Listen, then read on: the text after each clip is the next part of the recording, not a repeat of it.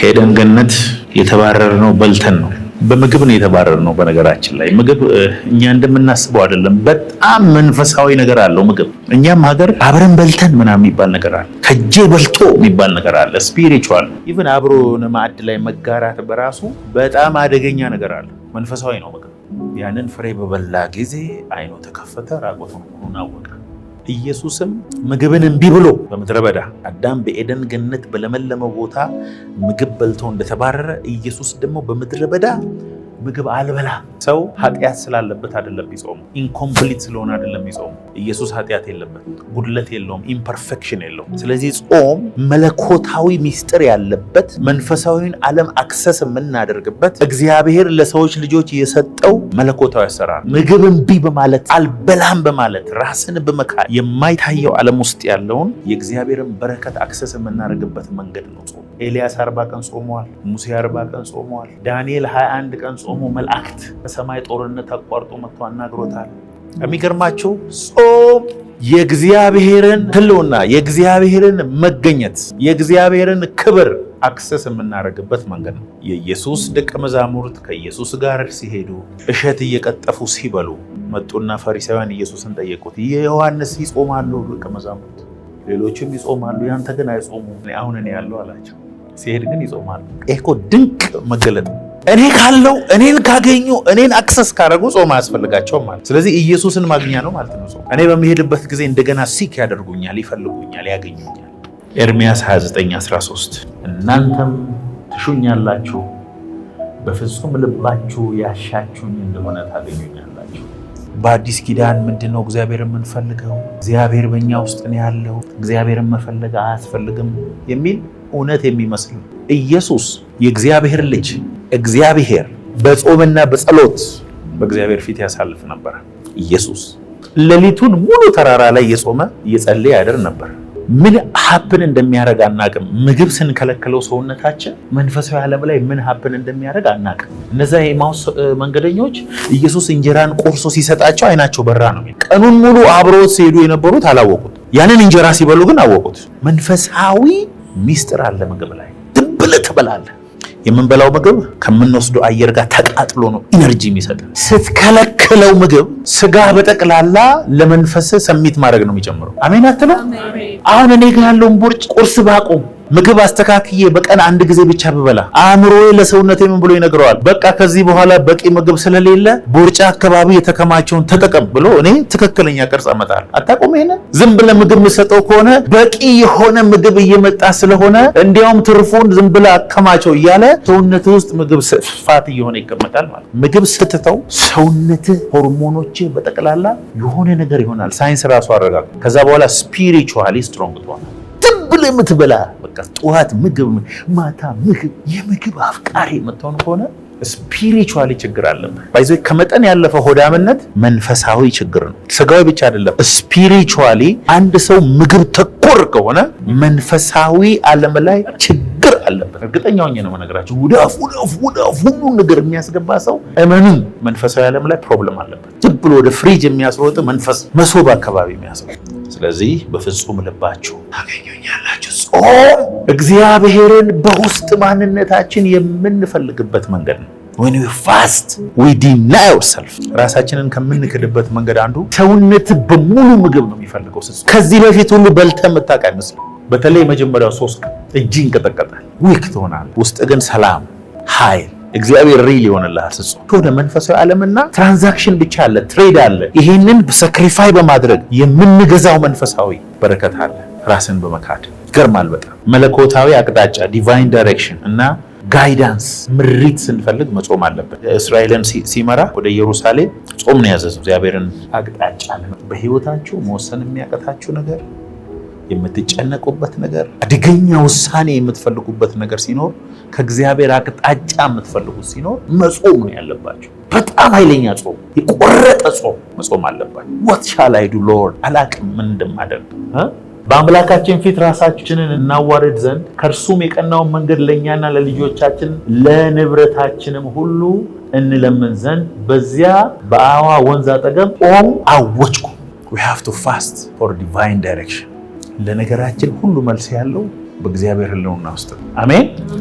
ጾመ ጸልየ ስትወጣ ፓወር ትቀበላለህ። ይሄን ነው የሚወደው የሲጄ ሰው to receive power።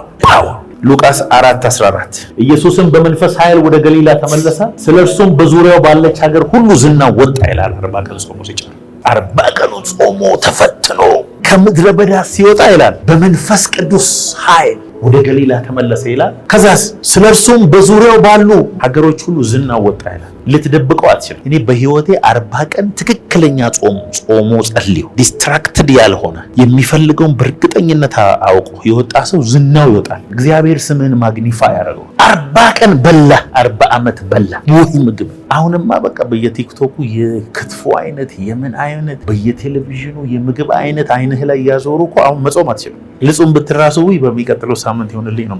የምግብ አብዮት ተነስቷል ኢትዮጵያ ውስጥ። ይበላል።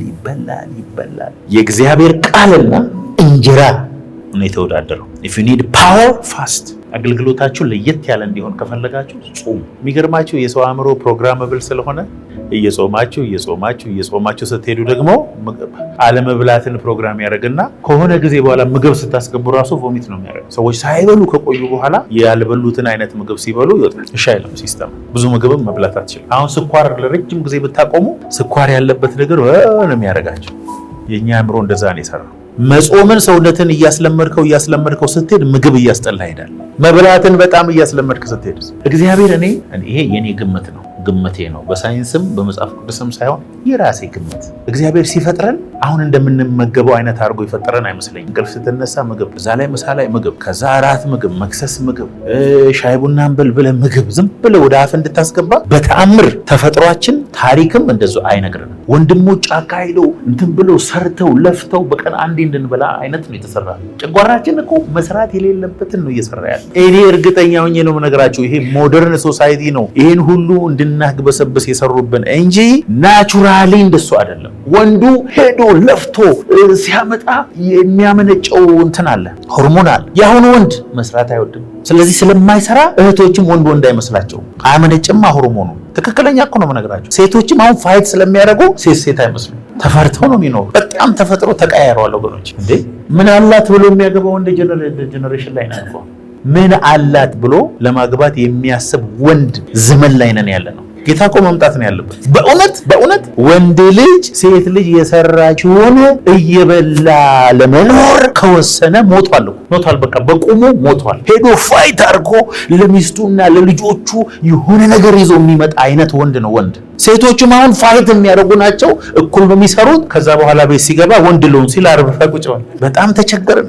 ኢትዮጵያ ውስጥ በየትኛውም ዘመን ሆኖ የማያቅ ፍቺ የሆነው በ2016 ዓ.ም ዳል እየተፋታ ነው። ጋብቻው አነስተኛ ነው። ፍቺው በስንት 33% ነው። ላስት ይር ብቻ የጨመረው። ሰው አይገባውም። እኔም ወንድ አንተም ወንድ ማነህ አንተ ትለዋለች። ሰው ገብቶ ምግብ በሉስ ለአንድ ሳምንት ለ15 ቀን ለ40 ቀን ምግብ ትቶ ቲክቶክ ትቶ ቴሌቪዥን ትቶ ጓደኞቹን ትቶ ቦሌ መዞር ትቶ በሩ ዘግቶ የእግዚአብሔርን ፊት የሚፈልግ ጄኔሬሽን እንደ ቀይ ቀበሮና ጭላዳ ዝንጀሮ እየጠፋ የለም። መዝሙር ነው የሚወደው፣ የመዝሙር ድግስ፣ የጸሎት ፕሮግራም የሚፈልግ ሰው የለም።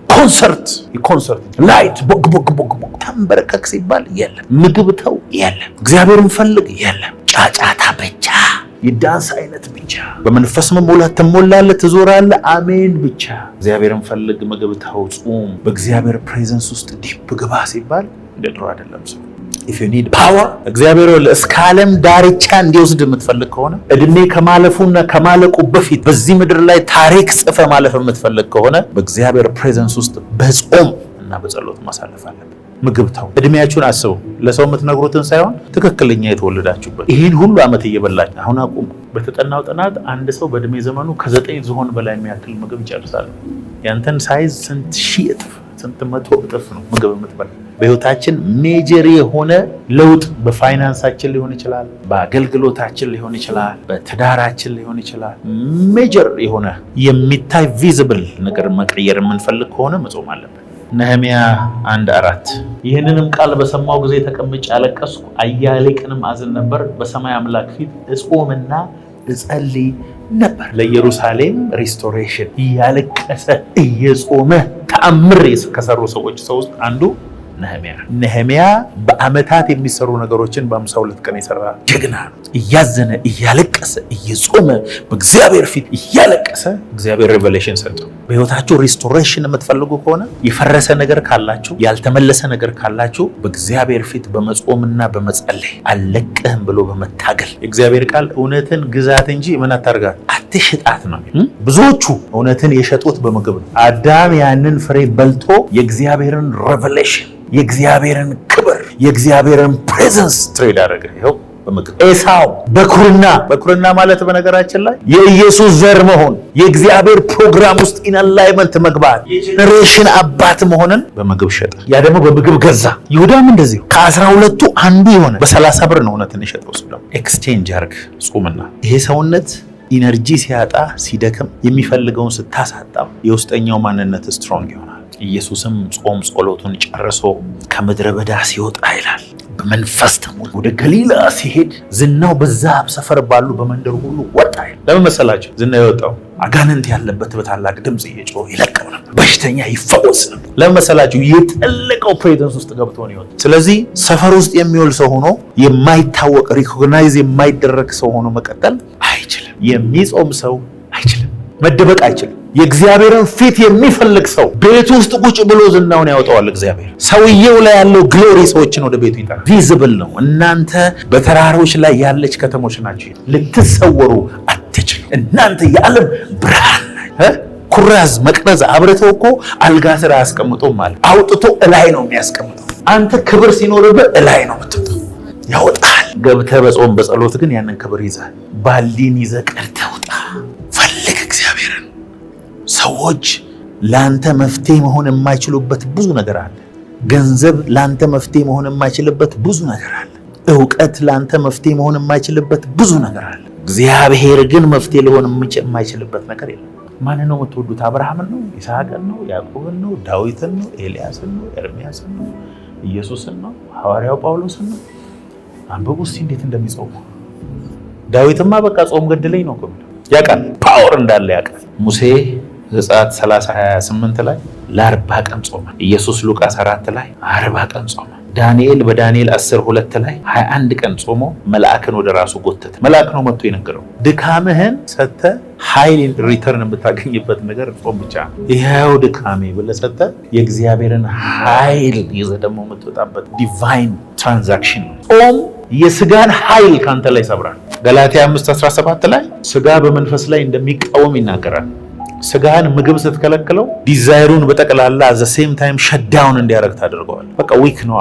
እዚህ የስጋ ዲዛይሮችን በጠቅላላ ዝም ታሰኛል። ምንድን ነው የሚለው? ስጋ በመንፈስ ላይ መንፈስን በስጋ ላይ ይመኛልና እነዚህ እርስ በርሳቸው ይቃወማሉ። ስለዚህም የምትወዱትን ልታደርጉ አትችሉም። ስለዚህ ማሰር ነው ስጋህን አትበላትም ብሎ አንዳንዴ ኮምፎርት መንሳት ከአልጋ ላይ ወርደህ ራሱ መሬት ላይ መተኛት ነው። የታባክ ብለህ ስጋ ስትጾም ስጋ በመንፈስ ላይ መንፈስ በስጋ ላይ አይደል? መንፈስ በስጋ ላይ እንዲገዛ ለመንፈስ እድል ሰጠዋለን። ጾም እግዚአብሔርን አይቀይርም። ስለ ጾምክ እግዚአብሔር ኦ ማይ ጋድ አይልም። ጾም የሚቀይረው አንተን ነው። ለእግዚአብሔር ሐሳብ ፊት እንድታረግ ያደርጋል። ጾም እግዚአብሔርን እጅ መጠምዥ አይደለም። ጾም በእግዚአብሔር ህልውና ውስጥ ስጋ የሚልህን ሁሉ ኖ ስትል አብረህ ብዙ ነገር ኖ እያልከው ስጋችን ኖ ስንለው እንዴት ስፒሪታችን ስትሮንግ እንደሚሆን ግርማል እኮ። ኤቭሪ ኖ ለስጋችን ቤኔፊት አለው ኢን ዘ ስፒሪት። ከኔ ጋር ናቸው። ሮሜ 8:13 ጾም የስጋን ምኞት ክሩሲፋይ ያደርገዋል፣ ይሰቅለዋል። ሮሜ 8:13 ምን ይላል? እንደ ስጋ ፈቃድ ብትኖሩ ትሞቱ ዘንድ አላችሁ፣ በመንፈስ ግን የሰውነትን ስራ ብትገድሉ በሕይወት ትኖራላችሁ። ጾም የአጋንንትን ኃይል ይሰብራል። የሚጾም ሰው የአጋንንት ፕሬዘንስ የአጋንንትን ቀንበር ዲዘርን ያደርጋል። ባይዘው ከማንኛውም ሰው የበለጠ በጾም ላይ ያለ ሰው አጋንንት ውር ሲል በደንብ ዲዘርን ያደርጋል። ይሄ ነው። አንዳንድ ጊዜ ዲፕሬሽን በቃ ዲፕረስ ነው፣ ተጨነቁ፣ እንትኑ አልሆነልኝም፣ ይሄ አልሆነልንም ምናምን ብለን የምንጨነቀው አብዛኛው ያ ጭንቀት ዲሞኒክ አጋንንት ልኮት ነው ወደ ማይንዳችን። ከዛ ለሱ ዲፕሬሽን ደግሞ ምክንያቶች አሉን የተጨነቅንበት። ስናገን ያ ጭንቀት ከስፒሪት መሆኑን እንመታውና ለሶሉሽኑ ሶሉሽን እንፈልግበታል። አንዳንድ ሰው እኮ ለትንሽ ነገር እስከ ሞት ድረስ ይጨነቃል። አንዳንድ ሰው ምንም አይነት ጭንቀት ኖሮት በሰላም ስራውን ይሰራል። አንድ ስልክ ተደውሎ ከተረበሸ መጾምም መጸለይም መውጣትም መግባትም የማይችል ሰው አለ። ፓራላይዝድ የሚሆን ሰው አለ ካዘነ። የሆነ ጊዜ ቅዳሜ ልክ ቢሮ ይመጡና ምርዝ ነው የሚነግሩኝ እያልኩኝ ቸርች ገባለሁ። በኋላ ያወቅኩ መጣሁ ለካ አጋንንት ነው የሚልካቸው። ቅዳሜ ጠዋት እኔ ቢሮ መጥቶ ኔጌቲቭ ሳይነግሩኝ ረጅም ጊዜ ማገልገል ጀመርኩና ከዛ አንድ ሰው ቅዳሜ ይኸውላችሁ የሞተ ሰው ቢኖር ከቤተሰቤ መታችሁ እንዳትነግሩኝ ከፕሮግራም በኋላ ተነግሩኛላችኋል። ታገሉኝ ብዙ ሊነግሩኝ እንደው መንፈሳችን ከእግዚአብሔር መንፈስ ጋር አኖይንቲንግ የምናስተላልፍበት ስለሆነ ስትናደድ ትወጣለህ ከመንፈስ አለ። ያጋነን ፕሮግራም እሱ ነው። ዶናልድ ትራምፕ ምን አለ? ትልቅ መሪ የሚታወቀው አለ the ability to ፕሬሸርን የመሸከም አቅም ነው አለ። መከራን ተሸክመ እስከ ምን ያህል ትሄዳለህ? ከነችግር መሄድ የምትችልበትን መጠን ያህል ነው እግዚአብሔር የሚያምን። እኔ ሰው ሴንሲቲቭ ነው። የሆነ ሰው ስላኮረፈው እዚህ ተበጥብጦ መጥቶ እግዚአብሔርን ለማገልገል ይሞክራል። ቢዳዝወር ኢግኖር አድርገህ አለ እኮ ንዴቱ ኦኬ ብለህ ወደ አገልግሎት የምትሄድ ከሆነ አኖይንቲንግን እና እዚህ ውስጥ ያለውን ሰላም የማትረብሽ ከሆነ እግዚአብሔር ለብዙ ነገር ያምናል። ጾም መንፈሳዊ ረሃባችንን ይጨምራል። ሐዋርያት ሥራ 13:2 እነዚህም ጌታን ሲያመልኩና ሲጾሙ መንፈስ ቅዱስ ባርናባስንና ሳውልን ለጠራዋቸው ስራ ለዩልኝ አለ። አይገርም? እየጾሙ እየጸለዩ እያለ መንፈስ ቅዱስ መጣና ከዛሬ ጀምሮ ሳውል የሚባለው አፖስትል ፖል ይሆናል። በጾምና በጸሎት ውስጥ ነው ኦርዲኔሽኑ የመጣው። ለዩልኝ በቃ ሂዱ አለ። ስትጾሚ በህይወትህ ውስጥ የታሰሩ ነገሮች፣ መልስ ያጡ ነገሮች፣ ኮንፊውዝድ የሆንክባቸው ነገሮች እየጠሩ ይሄዳሉ። ኤልያስ አንደኛ ነገሥት 19:8-12 ከጾመ በኋላ ድምፅ ሰማ። ስሞል ስቲል ቮይስ ያለ ድምፅ ትሰማለህ ስትጾም።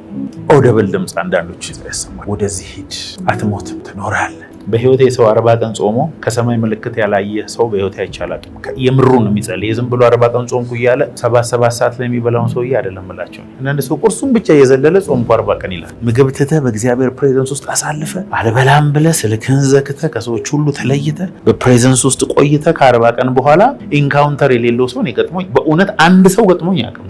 የሆነ ነገር አለ 40 ላይ 40 ቀን የሚል መጽሐፍ ቅዱስ ላይ ብዙ ነው ያለው። ሐዋርያት ሥራ 9:9 ታይም 3 ቀን ኖረ፣ አልበላም አልጠጣም። በደማስቆም ሐናንያ የሚሉት አንድ ደቀ መዛሙር ነበረ። ጌታም በራእይ ሐናንያው አለው። እርሱም ጌታ ሆይ እነሆኝ አለ። ጌታም ተነስተ ቅን ወደሚባለው መንገድ ሂድ፣ በይሁዳም ቤትም ሳውል የሚሉት አንድ የጠርሴስ ሰው ፈልግ፣ እነሆ እርሱ ይጸልይልሃል። ሐናንያ የሚሉትም ሰው ገብቶ ደግሞ እንዲያይ እጁን ሲጭንበት አይቷል አለው። ልክ እኮ ነው። አልበላም አልጠጣም ለ3 ቀን። ሐናንያ መጣና አንተ እኮ ሐዋርያ ነህ አለ። በቃ ከዚህ በኋላ እግዚአብሔር ባሪያ ነህ። እሺ ይሄስ አይኔ ሲል ያ በቃ አለው። አየ። ከዛ በላ ተነሳ። ካየው ብርሃንና ኢንካውንተር የተነሳ ነው ይሄን ያቆመው እሱ ምግቡን ማቆሙ ግን ጥሪው ጋር አላይመንት ገብቶ እንዲኖር አድርጎታል። አንዳንድ ሰው እኮ እግዚአብሔር እንዲጾም እየጠበቀው ነው ትልቅ ነገር ሊሰጥ። እግዚአብሔር ምስክሬ፣ እኔ ስጾም በህይወቴ ላይ የሚሆኑ ነገሮችን እኔ በምንም በሌላ አግኝቼ አላውቅም። ጾም ፓወርፉል። የሚጾም ምን ሰው አትችሉትም። you cannot defeat him። ትችለውም የሚጾምን ሰው። በጾም እግዚአብሔርን ፊት የሚፈልግን ሰው ትንሽ ልታደርገው አትችልም። ትከስራለህ። የፈለግከውን ያህል ብትሞክር 100 ጊዜም ብትሞክረው አሸናፊ እሱ ነው። ዶንት ትራይ። እግዚአብሔርን ፊት የሚፈልግ ሰው የሚጾም በእግዚአብሔር ፊት ያለን ሰው ውድቀቱን እንዲያው ትመኛለህ እንጂ አታይም። ከእግዚአብሔር ጋር ነው የሚገናኘው። ጾም የተደበቁ ጠላቶችን ይገልጥልሃል። የሰይጣን በአንተ ላይ ያለው ፕሎት እና አጀንዳ በጠቅላላ ግልጥ ነው የሚለው። በዙሪያ ወዳጅ መስሎ የተቀመጡ ጠላቶችን ሁሉ እግዚአብሔር ይገልጣቸዋል። የዘር ማንዘር እርግማን የት ቦታ እንዳለ ታያለህ። ይገለጣሉ ራሳቸው ካሉበት። አሁን እኛ ሀገር ሌባ የሆነ ቦታ ገብቶ ቢደበቅ ፖሊስ አያገኘውም። አሜሪካ ግን ይገኛል። የሆነች ነገር አለች፣ አረንጓዴ ጭስ ነው የምታወጣው፣ ይወረውሩለታል። ይኸውልህ እያሳለው ቮሚት እያደረገ ይወጣል ወደፊት። ታውጣ ነው የሚሉት፣ አልትወጣም። አዎ ያቺን ነገር ብቻ ሲወረውሩ መተንፈስ አትችልም። ስለዚህ እያሳለ ትወጣለህ። ጾም እንደዛ ጠላትን ካለበት ሁሉ ያወጣቸው። አሜን። የጠላትን ታክቲክና ቴክኒክ ሁሉ ታያለህ። ከዚያም ወዲያ ኢየሱስ ከዲያብሎስ ሲፈተን ዘንድ መንፈስ ወደ ምድረ በዳ ወሰደው ይላል። 40 ቀንና 40 ሌሊትም ከጾመ በኋላ ተራበ።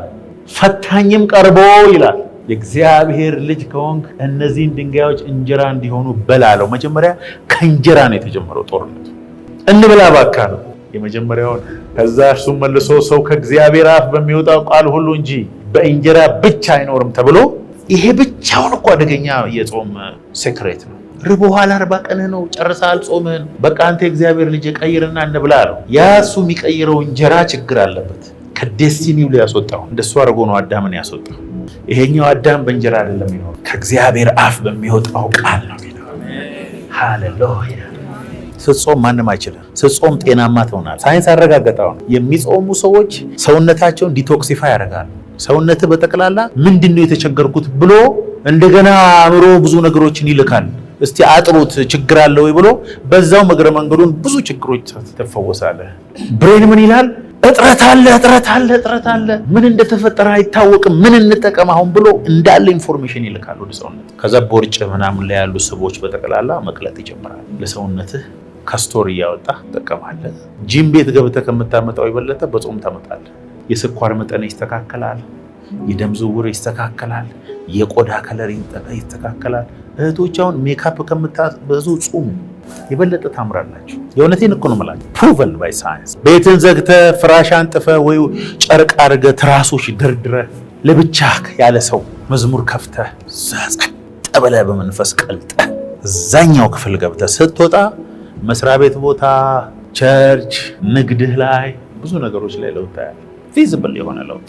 እግዚአብሔር ሆይ ምንድነው መጽሐፍ የማነበው ነገርና እኔ ህይወቴ አብሮ አልሄድም። ጾም ጸሎት ገባው ከባለቤቴ ጋር 7 ቀን አደገኛ ጾም ጸሎት፣ የሞት ጾም ጸሎት፣ ድራይ ጾም ጸሎት። 3ኛ ቀን ላይ ሽሮ ፍትፍት በላን፣ 7ቱን ጨረስን።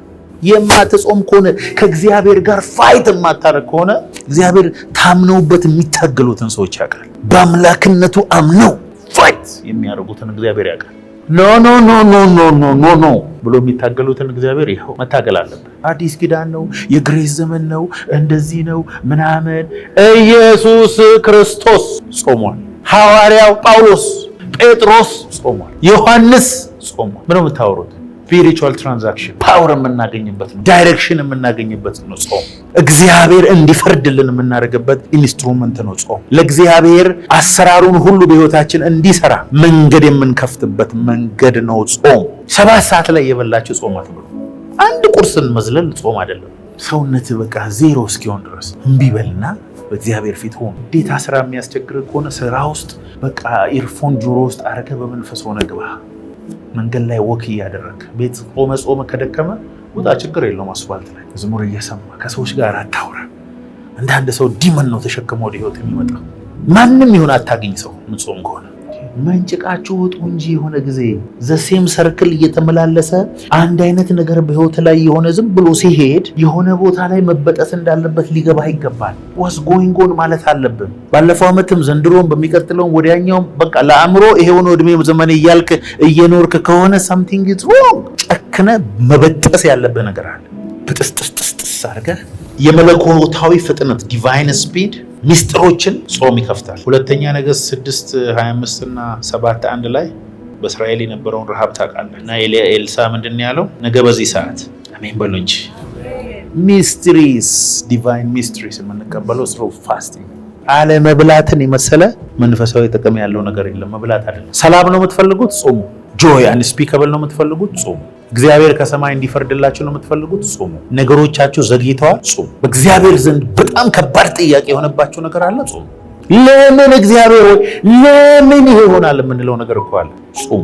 ዋይ ሚ ዋይ እኔ ፋሚሊ ለምን እኔ እንዴት የምትሉ ከሆነ ጾሙ።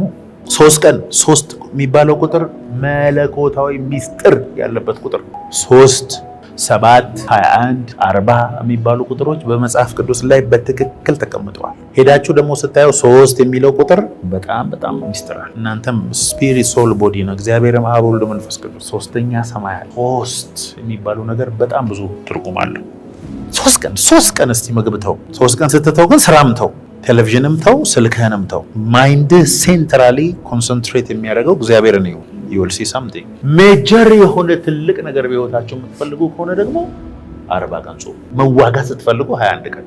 ዶሮ እኮ እንቁላላው ላይ ስትቀመጥ 21 ቀን ስፒሪቹዋል የሆነ እንትን እኮ ሰርክል አለ። 21 7 ጊዜ 3 ነው 21። እኔ በቁጥር አምናለሁ። በነገራችን የተወለዳችሁበት ቀን ራሱ መንፈሳዊ ሲግኒፊካንስ አለ። ያላገባችሁ ጾሙ።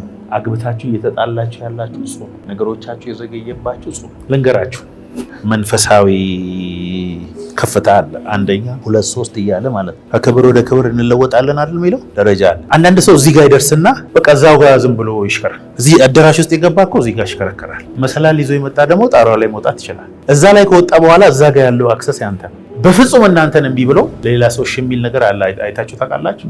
በቃ ያ ሰው ከረዳችሁ ያንን ነገር አክሰስ ማድረግ ትችላላችሁ። አረዳችሁ ያው ሌየር ነው። ሌየር ነው። ሌየር ቀይር። በጾም ስትጾም የሆነ መንፈሳዊ ከፍታ እንዴት ይጨምራል። ኢየሱስ ጌታ። እግዚአብሔርን የሚራብ ትውልድ እየጠፋ እኮ ነው ወገኖች። እውነት ጾም ጸሎት ሲባል ኦሪጂናሉ ጾም ጸሎትና የዚህ ዘመን ደግሞ የራሱ የሆነ ጾም ጸሎት አለ፣ ቢብሊካል ያልሆነ ማለት ነው። በራሳችን 100 ዓመት ብንሮጥ መድረስ የማንችለውን ከእግዚአብሔር ጋር እኮ በ100 ቀን ደርሳለን። ነገር ከጌታ ጋር እርምጃ ስንጀምር ሌላ ነው ውጤቱ። ሰውም ሰይጣንም ማንም እኛም የምናውቀው ነው። እግዚአብሔር ሆይ ጾመን ፊትን የምንፈልግበት ኃይል በኢየሱስ ስም ጨምረልን። ቃልህን የምናሰላስል ሰዎች አድርገን፣ ለመንፈሳዊ ሕይወታችን ቅድሚያ መንግስትህን የምናስቀድም ሰዎች አድርገን